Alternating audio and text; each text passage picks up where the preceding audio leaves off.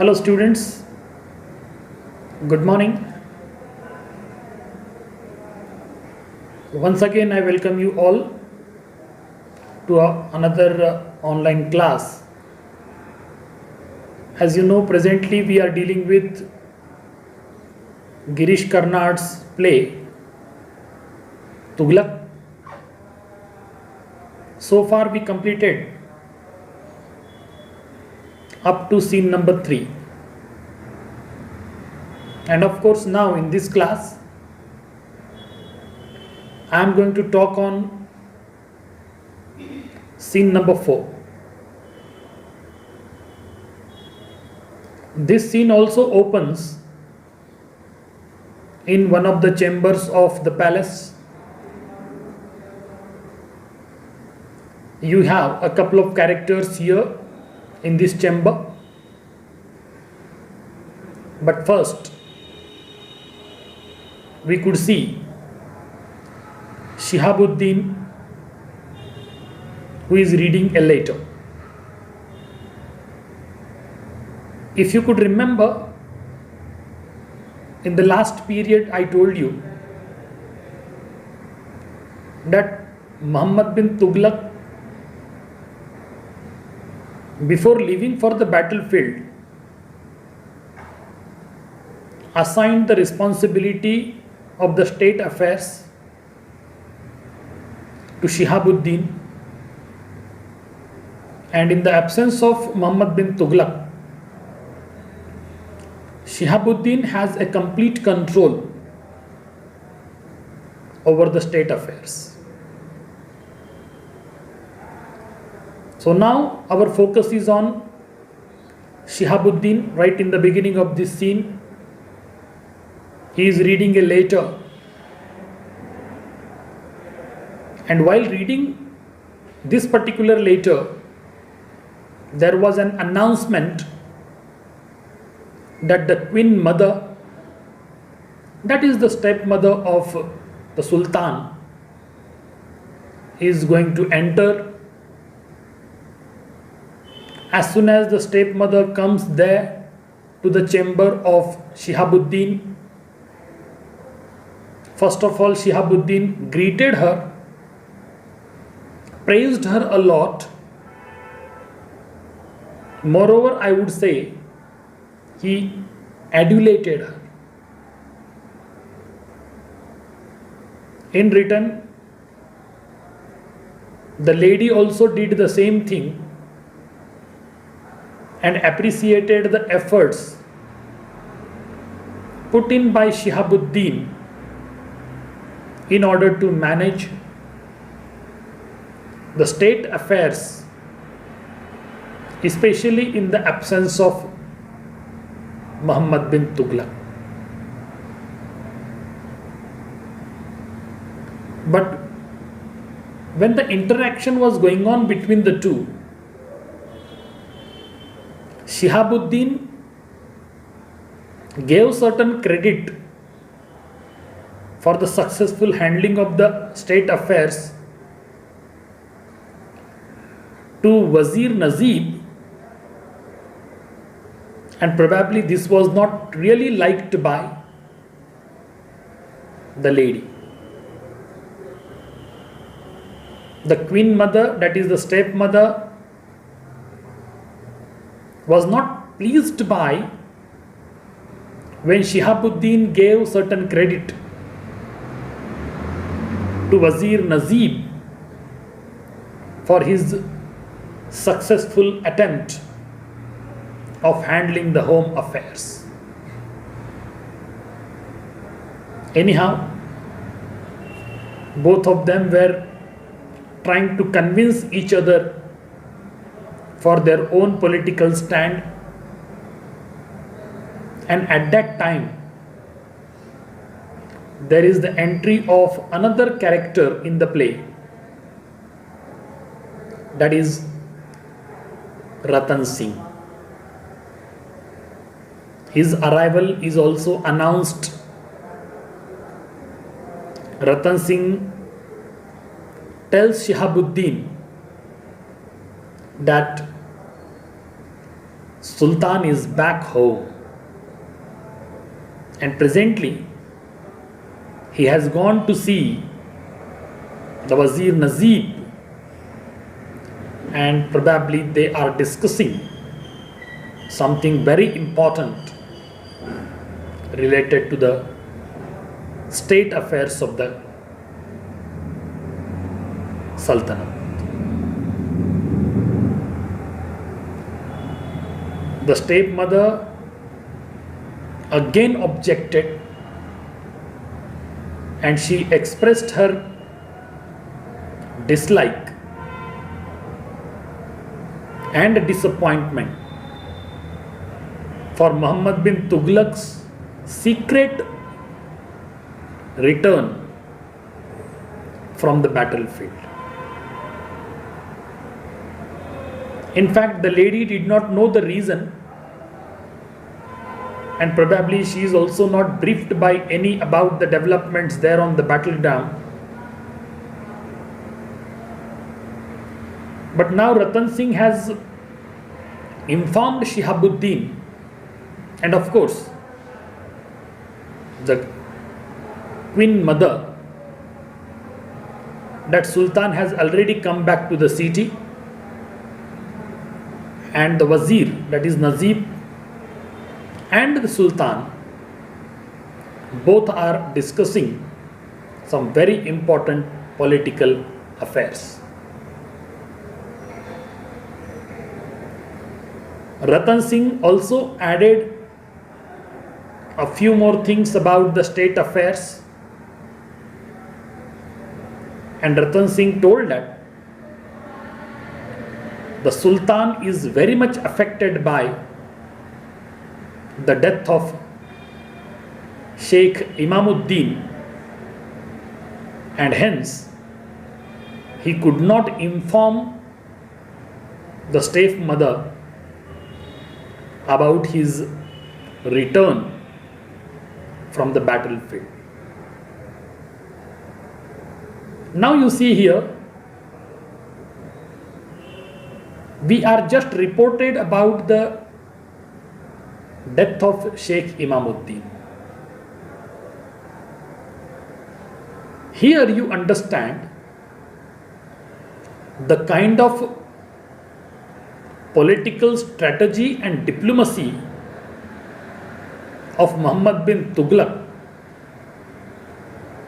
when he is going to get rid of Sheikh Imamuddin, who was preaching the people against the Sultanate, and his rebel, that is Ain-ul Mulk, who was waiting on the front in order to have a war with Muhammad bin Tughlaq. Probably Tughlaq has really got rid of both of them in one shot.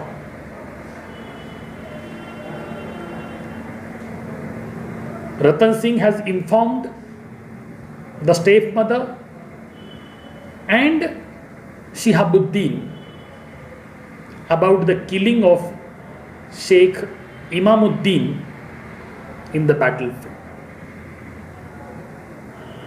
But when he was talking about it, he even could not complete his version, and it was announced that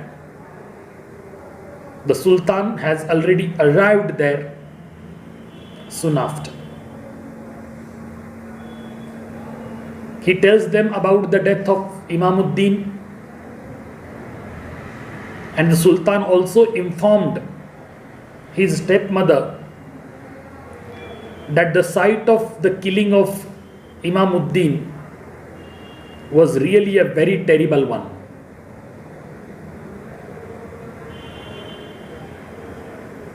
The Sultan says that when he saw the holy man, that is Sheikh Imamuddin, dead in the middle of the battlefield, he felt that he himself was lying dead over there. In this context, I would like to read out a couple of dialogues from the text. See what your Muhammad bin Tughlaq says. It was a terrible sight. They brought his body into my tent, and I felt as though it was I who was lying dead there, and that he was standing above me, looking at me. I should have been there in his place. It's a great loss to Islam. So these are the words which are uttered by Muhammad bin Tughlaq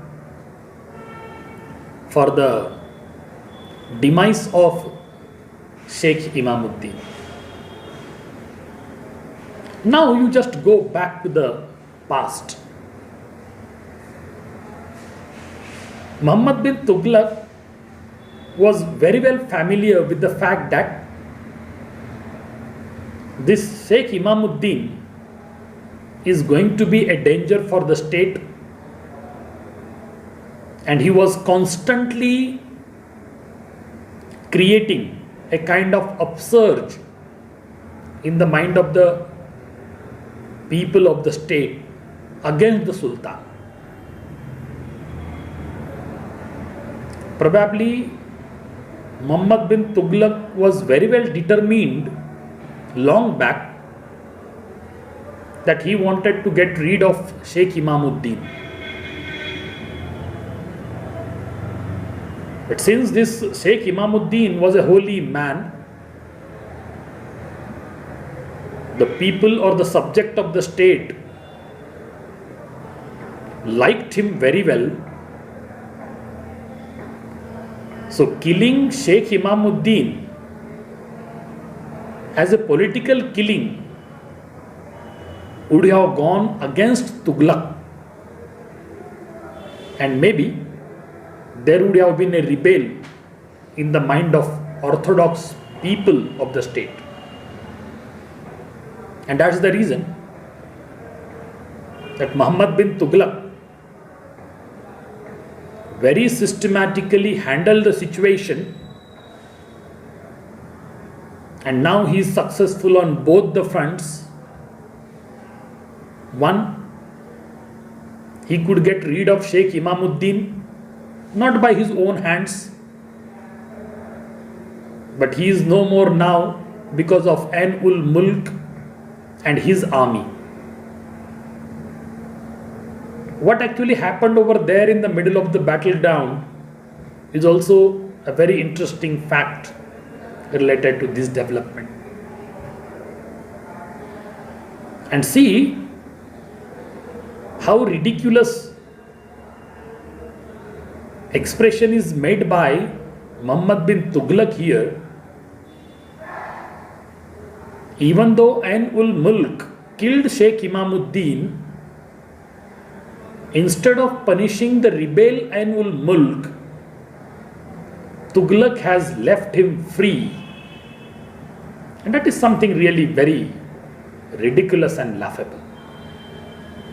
He tells, remember the chess problem I solved the other day. Now you see here,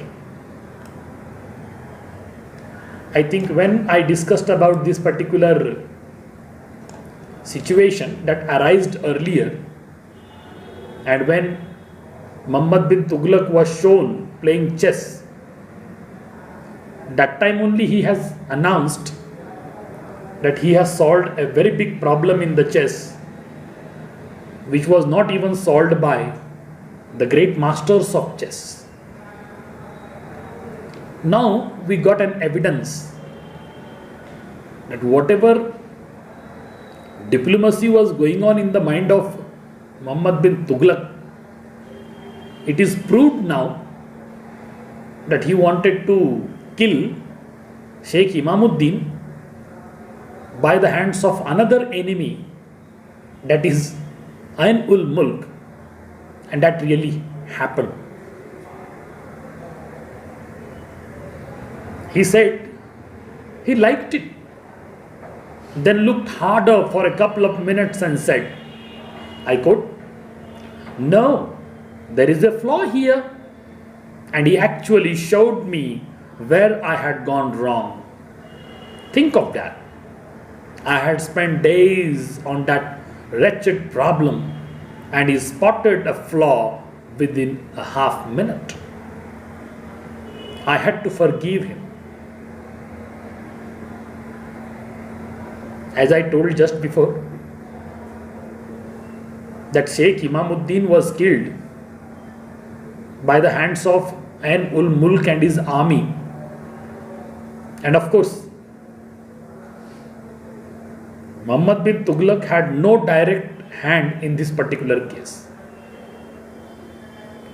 But in the diplomatic point of view, the killing of Sheikh Imamuddin is not by the hands of Ain ul Mulk, but it was systematically planned by Muhammad bin Tughlaq himself.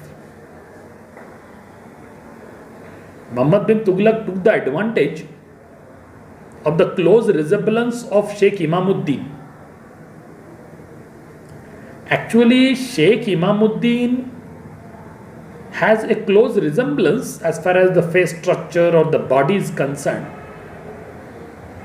But the action and the movements of Sheikh Imamuddin differed a lot than that of Muhammad bin Tughlaq. But even though Muhammad bin Tughlaq took the advantage and he sent Sheikh Imamuddin towards Ain ul Mulk and convinced Sheikh Imamuddin that he is going to see Ain ul Mulk as his messenger of peace, and Ain ul Mulk will definitely oblige whatever will be suggested by the holy man, that is Sheikh Imamuddin. Sheikh Imamuddin was also under the same impression. He blindly followed Muhammad bin Tughlaq and decided to move forward towards the army of Sheikh Mulk. Sheikh Imamuddin was sitting on a very big elephant. He had no weapons because he was supposed to go as the messenger of peace, and he wanted to sort out this rebel or the conflict between Muhammad bin Tughlaq and Ain ul Mulk. So he started moving towards the army of Ain ul Mulk. But suddenly something went wrong. Probably Muhammad bin Tughlaq might have manipulated it, and he might have started shooting towards Ain ul Mulk, and in response Ain ul Mulk started attacking the counterparts. And in that particular misunderstanding, this Sheikh Imamuddin was killed by the army of Ain ul Mulk. Actually, Ain ul Mulk did not know that the man sitting on the elephant was Sheikh Imamuddin. Ain ul Mulk was under the impression that the man sitting on the elephant marching towards his army is no one but Muhammad bin Tughlaq. Now you remember, when Muhammad bin Tughlaq decided to see this man in the form of Sultan wearing his robes, that time only Imamuddin might have understood, or he should really understand that fact, that something is definitely going wrong. But this man did not anticipated any danger.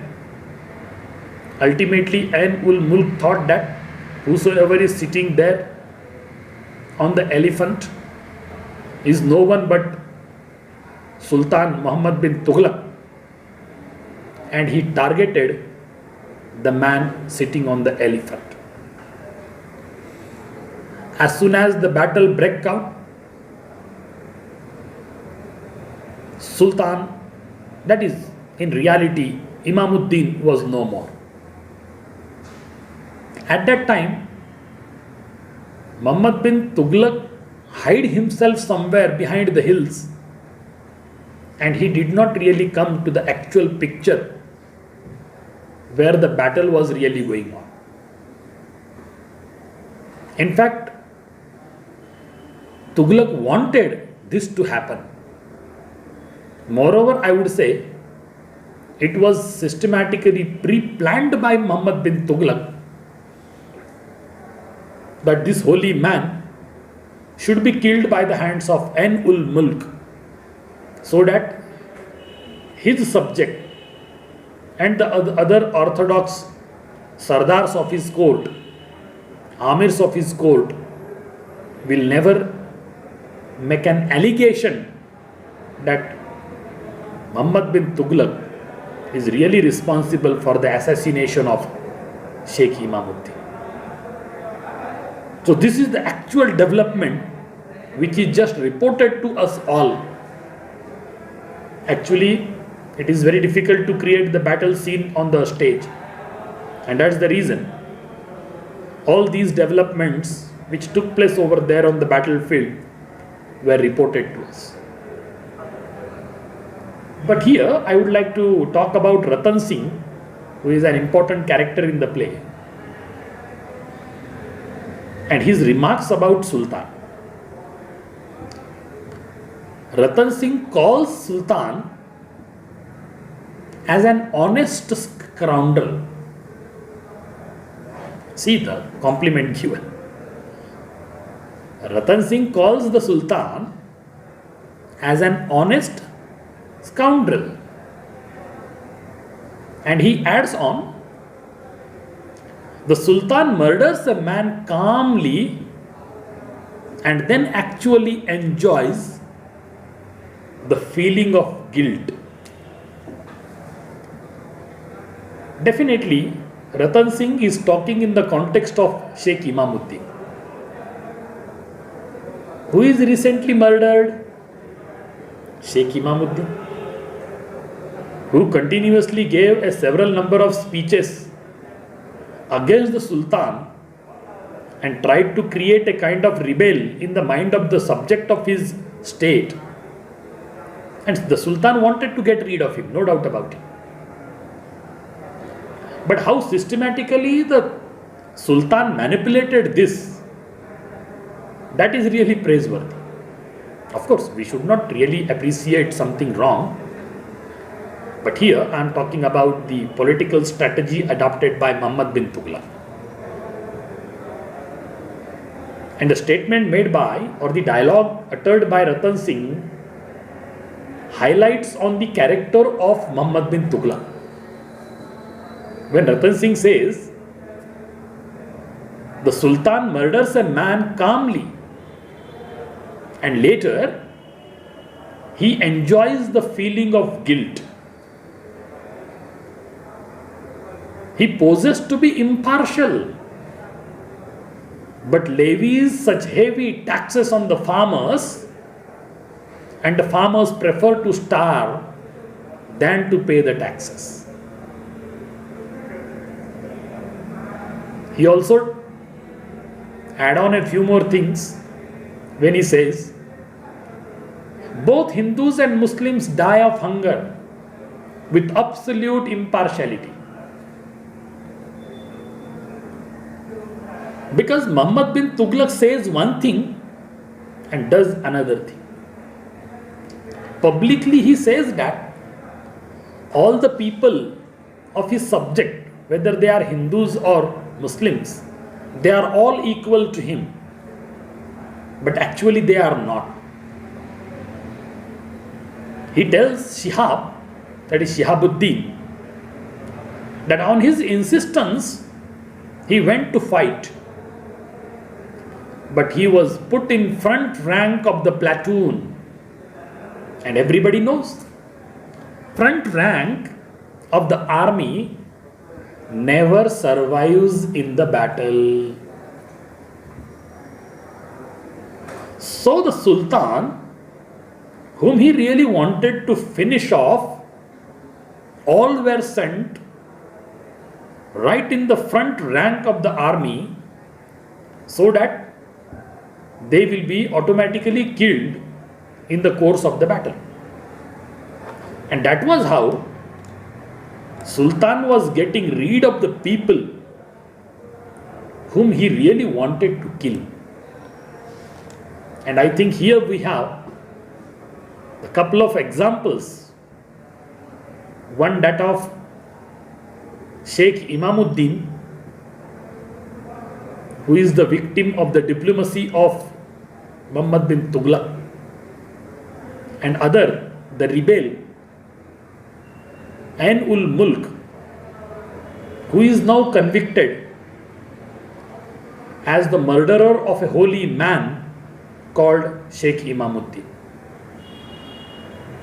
And immediately he spread that message among the people that Sheikh Imamuddin, who was the envoy of the state, going towards Ain-ul-Mulk in order to pacify the conflict, and he was unnecessarily killed by Ain-ul-Mulk, even though Ain-ul-Mulk knew that Imamuddin is a holy man, a man of religion, and he is there in order to maintain peace and reduce the conflict between the two. Now you remember the statement that I made in my previous lecture, that Tughlaq wanted to hit two birds in one shot, and I think he is really successful in his attempt. As I said, the Sheikh was on his elephant. He was going to say something to the enemy when the royal trumpeter sounded the charge. Of course, from the side of Tughlaq only, the battle began, and as soon as the battle began, a number of arrows were poured towards Sheikh Imamuddin, because the army of Ain-ul-Mulk assumed that whosoever is sitting on the elephant is no one but Muhammad bin Tughlaq. And that's why they targeted the man sitting on the elephant, and in a very short period of time, Sheikh Imamuddin fell down from the elephant. He was badly crushed in the battlefield because the royal army fled over his body, and then you can imagine the kind of end of this holy person. And that's why this Ratan Singh is very poignant while talking about Muhammad bin Tughlaq and his attitude and the ways he really kills his political rivals.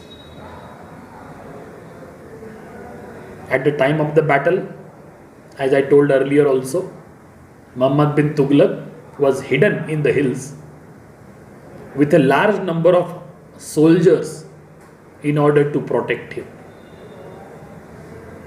Actually, Sheikh Imamuddin, the holy man, was not killed in the battle, but he was systematically murdered by Tughlaq, and it was the bloodiest massacre ever seen in his life.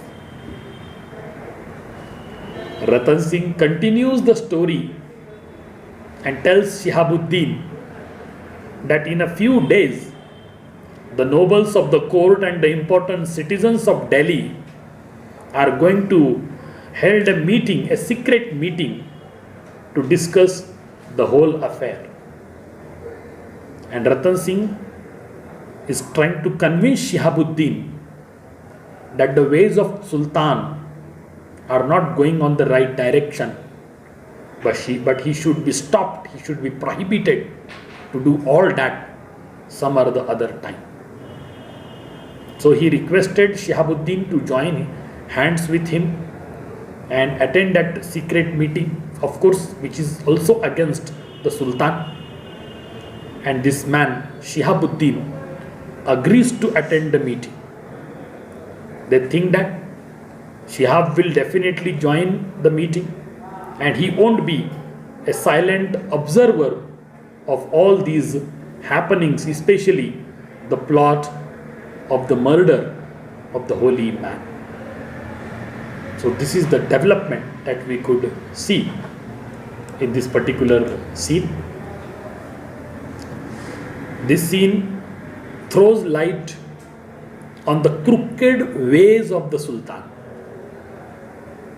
He is really a scoundrel who succeeds in appearing to be honest. But mind it well, he is not. His honesty is only a kind of pose. He is trying to project himself as if he is very honest.